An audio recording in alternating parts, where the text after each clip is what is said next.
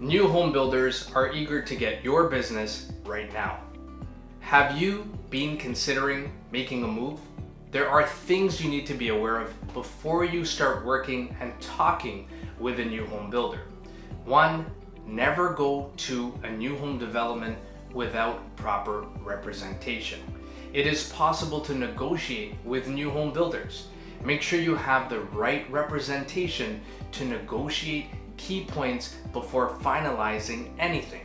As realtors, we get access to projects before they're even open to the public. This means better pricing and availability.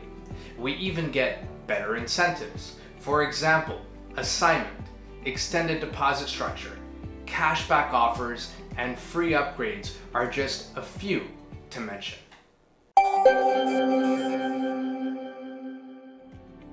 For more videos like this, please like this video and follow us here. Thanks for watching.